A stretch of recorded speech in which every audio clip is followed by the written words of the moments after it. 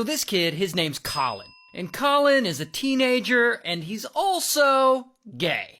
Now, there's obviously nothing wrong with that, but the problem is he feels like he has to tell his dad, who we'll just call Dad.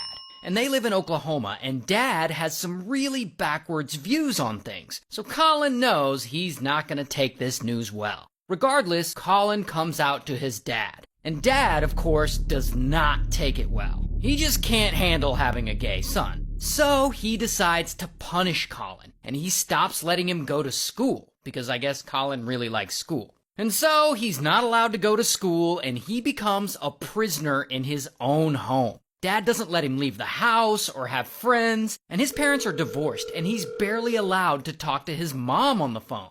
And so this awful punishment goes on for several years. And as you can imagine, Colin's anger builds up, and he starts to really hate his dad. But then, one day, Colin's 15 at this point, and he and Dad, they get into a really bad argument. And it gets heated, like really heated. And it turns physical and violent. And then, allegedly, Dad grabs a knife, and he starts chasing Colin through the house with it. So then Colin, he runs into another room, and he grabs a rifle. And when his dad lunges at him with the knife, Colin pulls the trigger.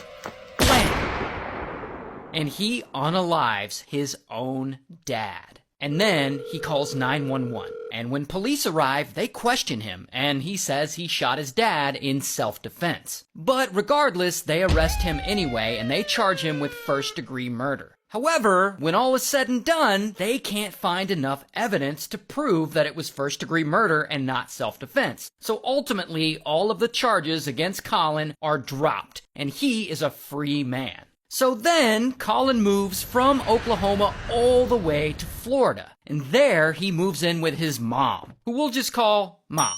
And things seem to be going okay with him and Mom. Like, here's a photo of them together, and they look all happy and stuff. But after so many years with his dad of isolation and abuse, plus the fact that he unalived his own dad, Colin's mental health is a bit unstable. So Mom, she's worried about this, and she brings him in to get a psych evaluation. And they keep him in the psych hospital for like 8 days, and they end up diagnosing him with PTSD and a personality disorder. And just as Colin is getting released, for some reason, he ends up telling the staff, if I'm released, I'll unalive myself, or maybe I'll unalive my mom. And the staff is like, okay, bud, we gotta keep you here for longer now. And so they keep him there for several more months. And then finally, they let him out, and he goes to live with his mom. And Mom, you know, to her credit, she tries her best. Like, she tries taking him on all these trips, and she's posting photos of them together on Facebook. Like, here's a picture of them, and they're taking a selfie together. And here they are on a trip. I guess she took him to Washington, D.C. So, like, she's really attempting to make this work.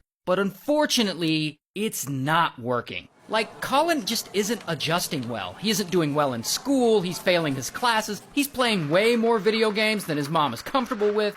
And one day, Colin is playing games instead of doing his homework, and Mom threatens to take his console away. And this really pisses Colin off. So he goes and he just beats the shit out of her. And so then the police come, and bam, they arrest Colin for domestic violence. And ultimately, he's put on probation. But while on probation, he continues to live at his mom's house. And Colin is like 17 at this point. And Mom, to her credit again, she keeps trying her best to make this work. She keeps posting pictures of them on Facebook together, and they look happy in these photos next to each other. And when Colin graduates high school, Mom buys him a $26,000 car. Like, look at that car. But it seems to not matter, because no matter what she does, Colin just isn't happy. You already know what's coming. One day, Colin and his mom, they get into an argument. And they're arguing about chores or something, nothing too major. But Colin has had it with his mom. So he just runs away. And he drives over to his grandma's house, and he hangs out there to cool off. But soon enough, Mom shows up. And Colin, he really doesn't want to see her. So as soon as she gets there, they start arguing again. And this argument is much worse than the first time. And so they're outside, and they're yelling at each other, and they're making a whole scene, and things keep escalating. And suddenly, bam, Colin grabs his mom by her hair, and he drags her by the hair into the house. And they're still screaming at each other. And that is when Colin grabs a big chef's knife from the kitchen and he holds his mom down and he stabs her. And this unalives her. And then he calls 911 and police get there and they question him and he tells them that he and his mom were arguing and that she came at him with a knife and that then she fell on her own knife and unalived herself by accident. And pretty quickly, police are like, yeah, that's bullshit. And so, bam, they arrest Colin. Here's his mugshot. And ultimately, he's charged with first-degree murder and kidnapping, I guess because he dragged her into the house by her hair and held her there, so I guess that's kidnapping. And at this point in time, because of this second murder, they're actually looking into reopening his dad's case as well. Like, maybe his dad wasn't chasing him around the house with a knife. Like, maybe it wasn't self-defense. Regardless, this case hasn't gone to trial yet, so we'll see. Probably next year.